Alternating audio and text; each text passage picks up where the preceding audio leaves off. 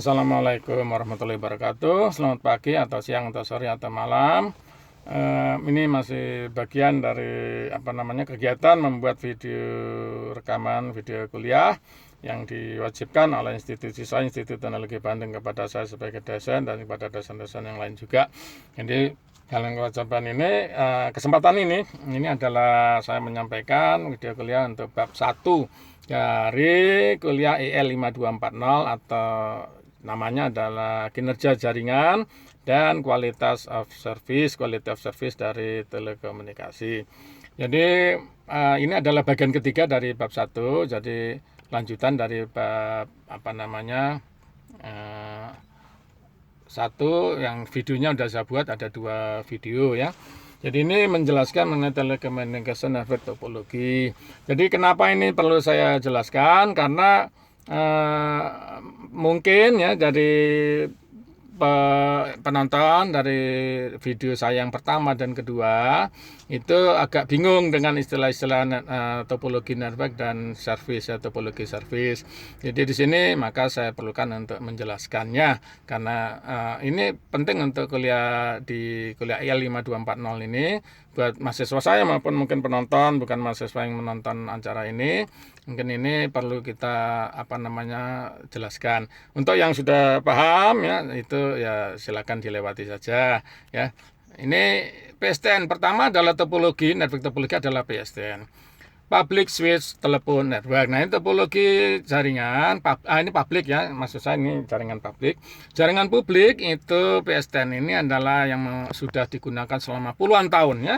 Sejak zaman Perang Dunia II atau Perang Dunia Kedua saya kira itu sudah ada ya jaringan yang disebut PSTN ini.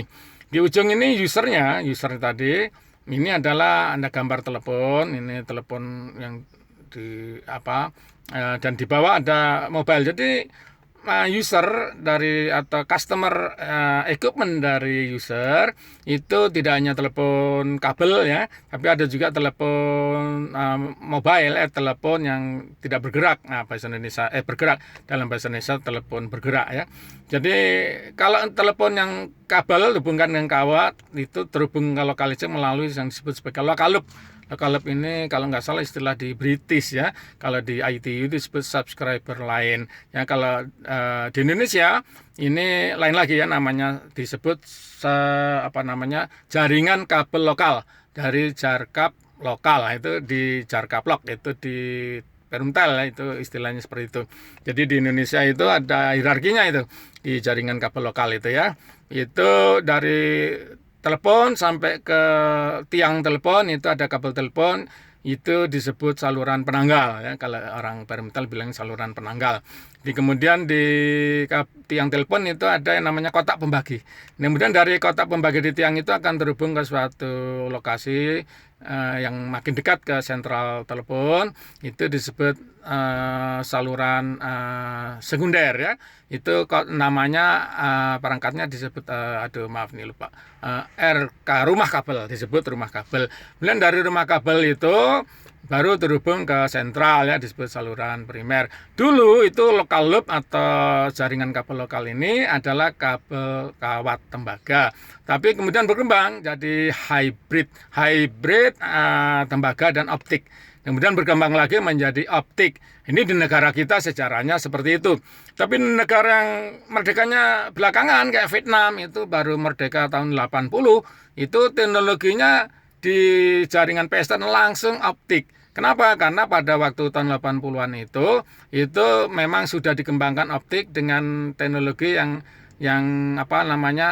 lebih murah ya. Karena penggunanya lebih banyak, dia lebih murah. Nah, kita justru merdekanya lebih dulu, itu zaman dulu belum ada optik sudah ada tapi mahal sekali. Jadi ya waktu itu kita pasangnya jaringan kabel tembaga. Nah, ini Telkom, Perumtel jadi Telkom ini mungkin agak terlambat ya, harusnya tahun 80-an itu jaringan itu semuanya diganti dengan optik. Tapi saya nggak tahu karena waktu itu kan masih orde baru ya, Telkom itu, Perumtel atau Telkom ini tergantung presiden, tergantung pemerintah lah.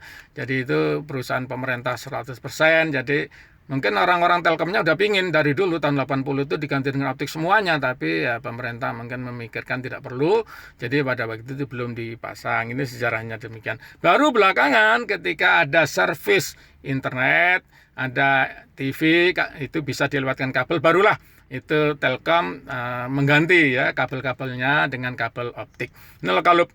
Tetapi di sini PSTN ini tidak semuanya itu telepon yang fix itu berkabel, tapi ada juga gadgetnya itu berupa telepon mobile.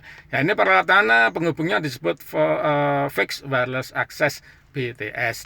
Dan local exchange ke long distance exchange ini terhubung salah ini. Saya salah. Ini gambar saya bikin sendiri. Nah, ini suka ngelamun bikinnya agak concern, salah ya, jadi salah. Ini salah. Ini di tulisan di backbone nasional itu salah, harusnya dipindah. Ini tulisannya antara long distance dengan long distance, ya sentral jarak jauh. Jadi local exchange itu adanya di kota kecil. Kalau di kota besar ada beberapa local exchange ya. Nah, local exchange dengan local exchange, nah itu hubungan dengan junction. Ini ada tulisan junction di situ ya. Ada tulisan junction itu salah, itu pindahkan ke tempat backbone. Backbone pindah hubungkan ke long distance exchange. Jadi long distance exchange itu adalah sentral interlokal ya di PSTN itu. Di kota-kota besar ada satu ya, kadang-kadang ada yang dua Jakarta. Tapi di kota sangat besar, kota besar ada satu. Kota kecil itu nggak ada. Ya, biasanya kota kabupaten baru ada sentral interlokal ya, long distance exchange. Kemudian dihubungkan antar mereka, antar kota disebut backbone nasional ya. Kemudian antara backbone nasional dihubungkan dengan international switching center, sentral telepon internasional. Tergantung negaranya. Kalau negara umumnya minimal satu, tapi negara Indonesia yang kita punya negara yang sangat luas, kita sempat punya dua di Jakarta dan di Medan. Berarti antara international switching center dengan international switching center negara lain terhubunglah dengan backbone internasional. Ini PSTN. Kemudian berikutnya adalah FTTH. Nah, FTTH ini menggantikan, tadi saya sudah cerita bahwa local loop itu dari kabel tembaga berubah menjadi optik. Nah, FTTH ini full fiber to the home. Jadi dari customer premise equipment, dari customer equipment sampai dengan local exchange itu diganti dengan optik, maka jaringan seperti ini. Kalau tadinya saya cerita ada diganti dengan sistem itu di Telkom itu ada saluran penanggal, saluran sekunder, saluran primer. Nah itu ya semuanya diganti optiknya. Tapi kalau negara tadi yang saya bilang bahwa negara itu baru merdeka belakangan, maka dia langsung FTTH itu dipasang seperti ini ya. Jadi di sini ada jaringannya. Ini dalam kuliah komunikasi optik Anda bisa pelajari. Jadi gambarnya juga saya ambil dari www.fiberoptical.com. Jadi ini ada menuju home, sebenarnya ada FTTH, FTTC dan seterusnya. Dan berikutnya adalah network topologi dari 2G. Ya, 2G. Nah, di sini adalah network topologi. Jadi 2G ini dari konsep ininya ya. Jadi ini mungkin Anda dalami dalam kuliah sistem komunikasi atau jaringan telekomunikasi. Nah, kemudian di sini ada dari user data plane-nya aja ya. Nah, ini saya ceritakan. Ini adalah 2G sewaktu dia belum bisa digunakan untuk komunikasi data. 2G yang awal itu hanya bisa untuk komunikasi telepon. Jadi di sini ada jaringan aksesnya sebelah kiri, ada BTS, ada BSC. BTS itu adalah Base Transceiver Station. BSC adalah Base Station Controller. Jadi di sini BSC itu mengontrol beberapa BTS. Nah, BTS dan BSC itu disebut BSS, ini adalah disebut Access Network. Nah, kemudian core networknya adalah disebut NSS pada saat 2G. Nah, ini 2G ini disebut juga di Indonesia disebut GSM ya, karena kita produknya GSM. Ini di core networknya ada MSC, VLR, ada GMSC. MSC ini terhubung dengan PSTN atau ISDN, tapi GMSC menghubungkan suatu jaringan dengan PLMN ya, menghubungkan GMSC ini menghubungkan seluler MSC ini dengan PLMN yang lain, dengan jaringan public LAN mobile network yang lain. Ini adalah jaringan 2G yang pertama, belum bisa untuk data. Nah, begitu dia untuk data disebut 2G GPRS. Nah, ini kita lihat gambar yang bawah persis dengan yang di atas ya. Ada BTS, BSC, MSC, VLR, GMSC. Ya, di atasnya agak berbeda, yaitu ditambahkan disebut GSN, SGSN dan GGSN. Nah, ini adalah untuk hubungan dengan internet. Jadi di sini begitu komunikasi data, maka 2G bisa untuk komunikasi data maka disebut 2G GPRS. Ini adalah perubahan evolusinya terjadi seperti ini. Kemudian berevolusi dari 2G kemudian 2G GPRS menjadi 3G. Nah, di 3G ini ada evolusi ya, belum revolusi. Jadi generasi kedua 2G menjadi 2G GPRS, dari 2G GPRS menjadi 3G itu terjadi evolusi. Di mana ini kita lihat corner work dari 3G itu masih secara blok diagram sama dengan 2G, tapi secara teknologi memang beda ya, secara teknisnya tidak persis sama, tapi secara blok sama. Jadi ada MSC, GMSC, ada SGSN, GGSN, MSC dan VLR. GMSC ini terhubung dengan untuk hubungan teleponi, sementara internet melalui SGSN dan GGSN. Yang berubah adalah blok, namanya di sini adalah untuk akses networknya, yaitu di sini pada 2G GSM itu disebut sebagai BTS, di sini disebut sebagai Node B. Sementara di 2G disebut sebagai BSC, di sini disebut RNC, Radio Network Controller. Jadi ini perbedaannya. Nah, dari 2G ke 2G GPRS ke 3G itu evolusi. 4G LTE ini terjadi revolusi, perubahan sama sekali. Jadi di sini akan terjadi telah terjadi perubahan di mana ya, di mana bahwa kalau sebelumnya 4G itu di sini kita lihat 3G ya kembali. Di sini di core network itu hubungan koneksinya adalah IP ya, hubungan IP, hubungan packet switch. Tetapi dari pelanggan dari mobile station itu ada gambar telepon mobile stationnya, ke Node B ke RNC adalah belum IP. Nah, ini yang permasalahan yang timbul ya dari 3G ini, sering kali failure terjadi di sini, di titik ini. Karena di sini menerima dan keluar ke mobile station masih belum IP, masuk ke core network IP harus ada suatu gateway, ada perubahan ya di situ. Nah, itulah yang sering terjadi. Failure, malfunctionnya itu sering terjadi.